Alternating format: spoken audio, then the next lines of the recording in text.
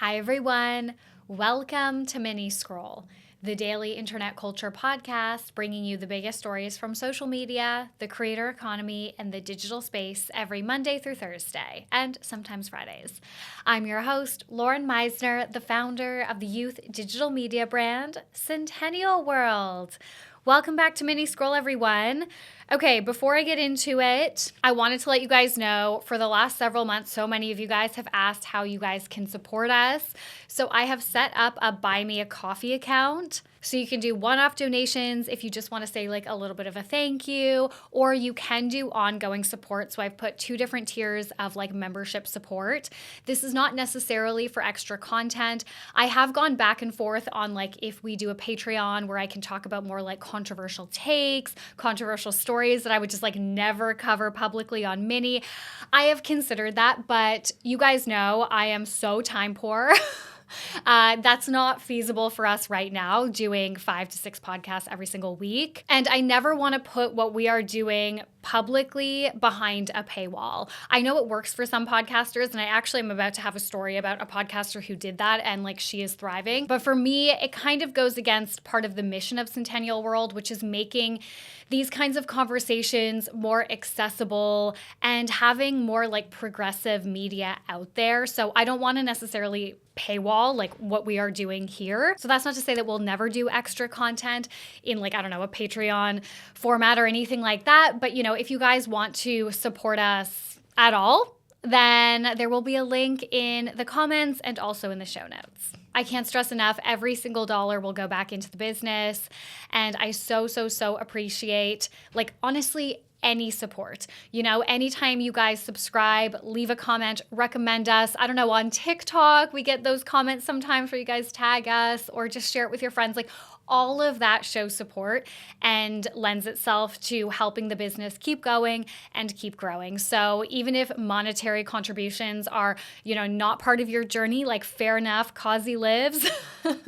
I get it. Just know that every time you guys like, you follow, you subscribe, you recommend us, you comment anything, that is support as well. All right, let's get into the stories for today. The first story that I have for you guys is we need to talk about, at least this is the biggest story on my For You page on my side of the internet right now, Steve Madden's multi-million-dollar podcast interview on Patreon. So Steve Madden sat down for a long-form interview on the Cutting Room Floor podcast hosted by designer Rachel Amandi, and the episode went over so well that it has seemingly garnered millions of dollars worth of sales for Steve Madden, and I actually believe it has as well. Like, this is kind of like an internet theory, but I subscribe to it.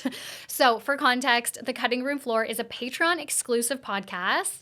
She did do the first few seasons free, available on Spotify, and then she moved it to Patreon.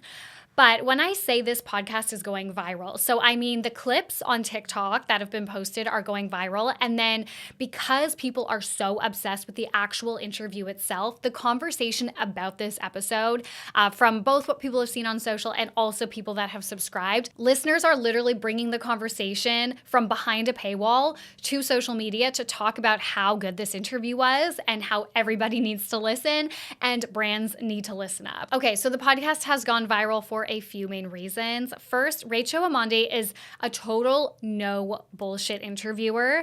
She doesn't do the like small talk kiss ass thing. You can tell she is not necessarily, I'm sure she's impressed by her guests, but she doesn't let that cloud her interview style at all. And being an interviewer, a good interviewer, is so hard. It is a skill that is honestly very difficult to master, and she has absolutely mastered it. She absolutely has this skill.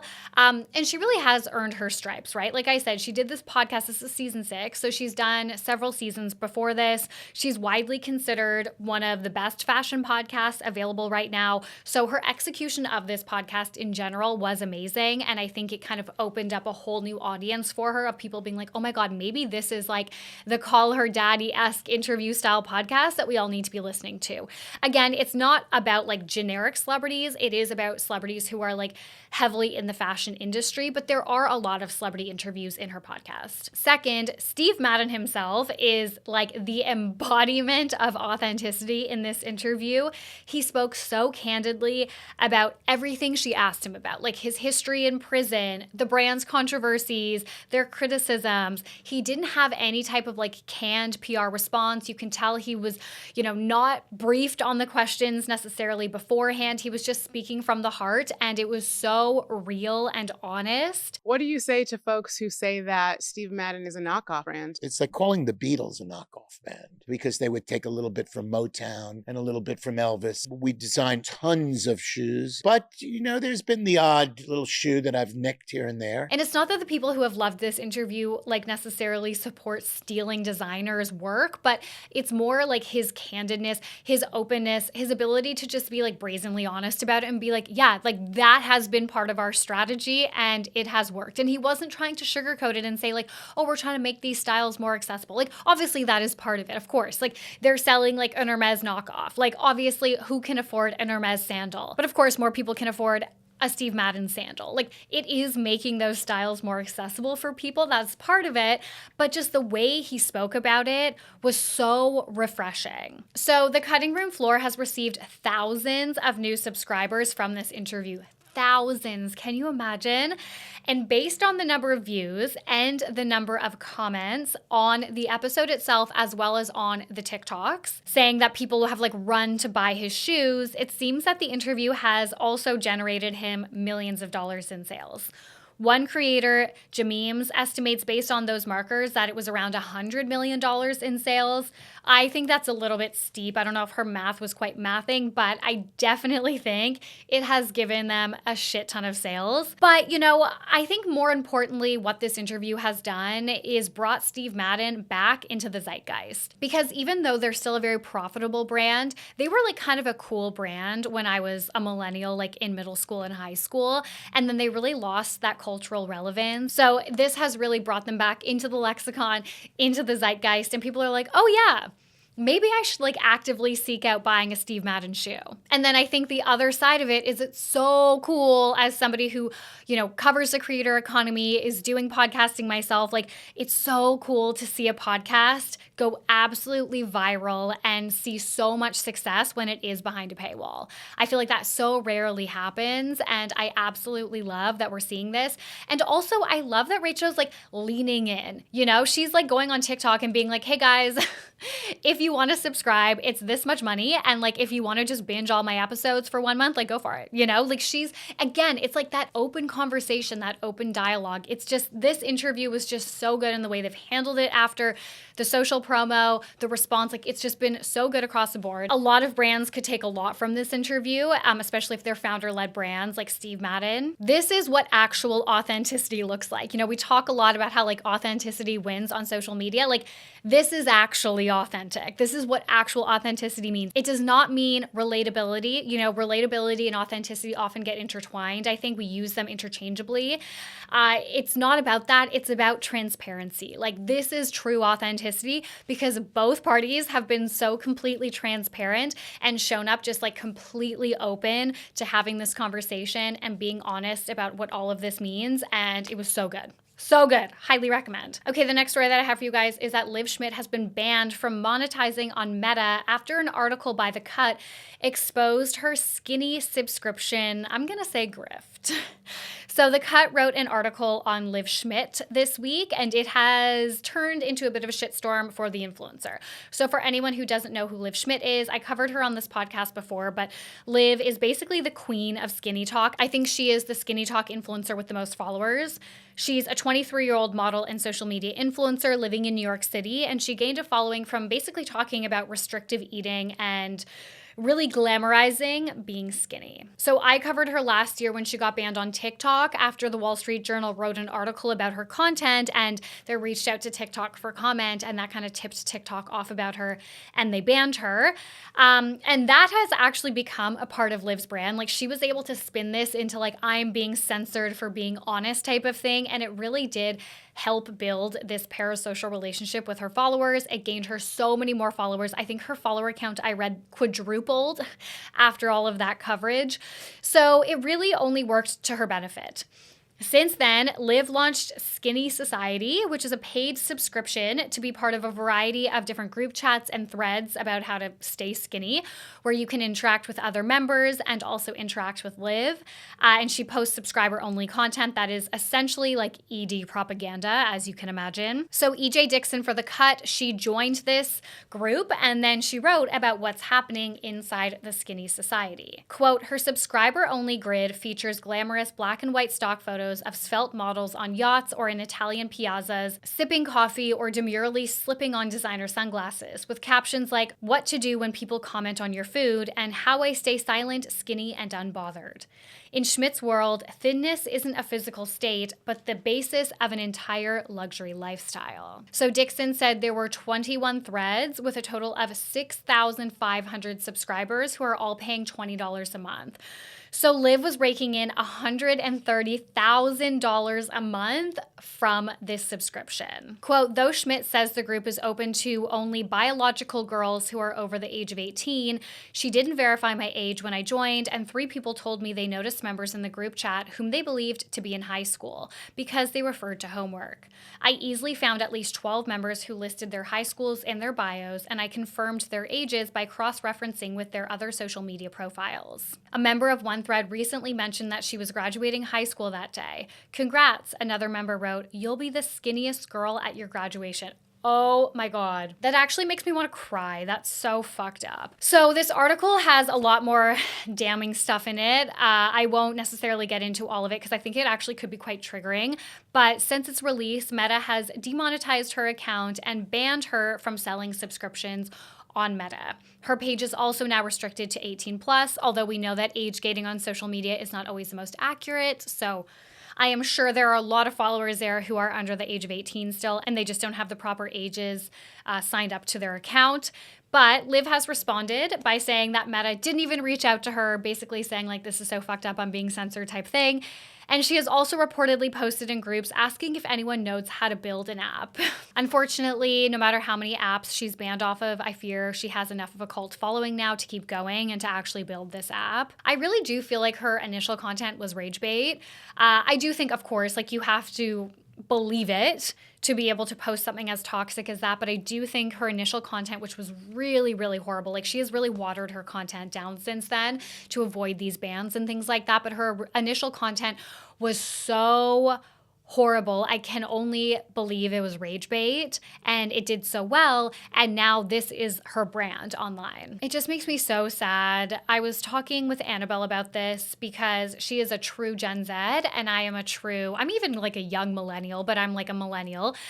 And we were talking about how there's such a difference between how her and I like interpret that type of content. It feels like between, my generation and hers, there was all this work done, especially online, to move into a more body positive space. And we were talking about how in the 9 years between, me and her, there was so much work done, and her generation was just raised like just so differently than my generation, than the millennials.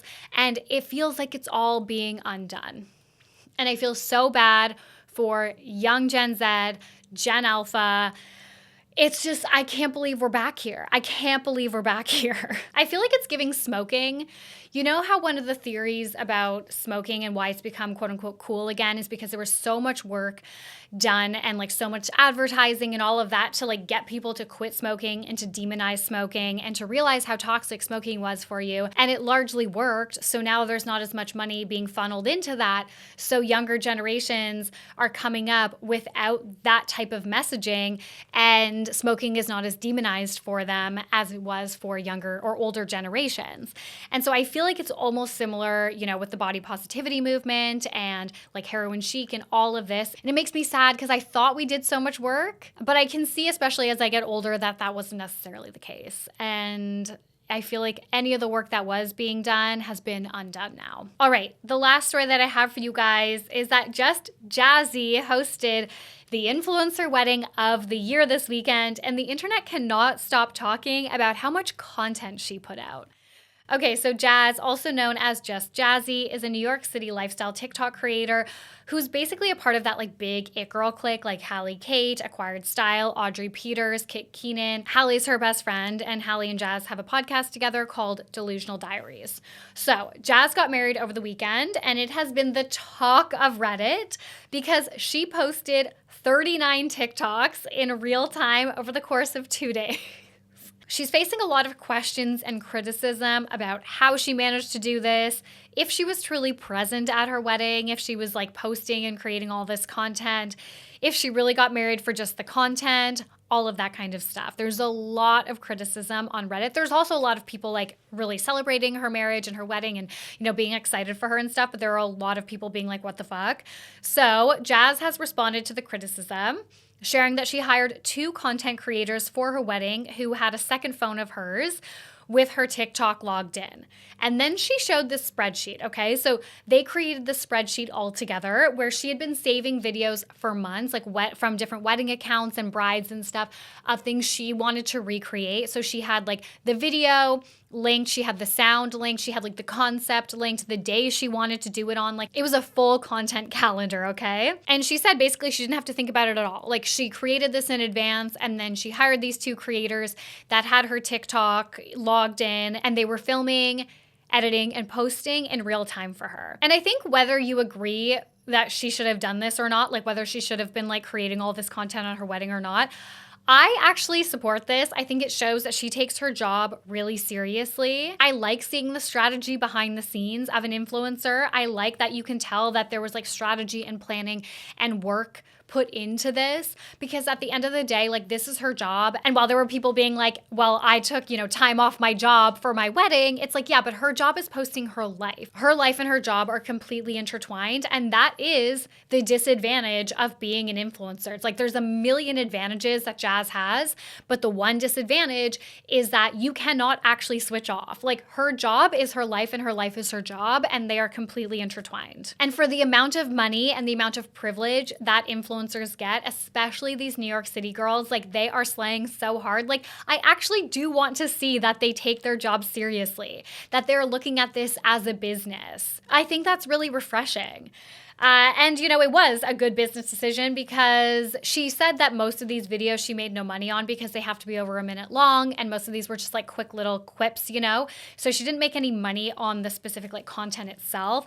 However, she did gain over 42,000 TikTok followers just this weekend from her wedding content, and a similar amount on Instagram. So it was a good business decision regardless. And again, if Jazz, who makes her money, who has built her career and her platform off of sharing her life, if she didn't share any of her wedding content, people would have been mad about that too. Like I think the fact that she was working so hard on her wedding day, like that's refreshing. I like to see that. Do I necessarily think that should have happened? I don't know. That's up to her. She seems like happy about it. She seemed totally okay with it. Her career is built off of posting her life in real time. And so she looked at her wedding and said, how can I still show up for my platform, show up for my followers, and make this into, a business opportunity while also staying as present in my real life as possible. And I think she did a good job. I really liked following her wedding. It was literally everywhere for me. And yeah, it was so beautiful. It was at the Blank Space, is that what it was? The Blank Space Castle? Yeah, it was at the Blank Space mansion/castle, and it was so beautiful, and it was influencer studded. But yeah, I appreciate the grind, okay? Anyways, guys, that's it for Mini Scroll today. Thank you so much for listening. I love you guys. Please rate, review, and subscribe. Please rate us on Spotify, and I will talk to you tomorrow. Bye.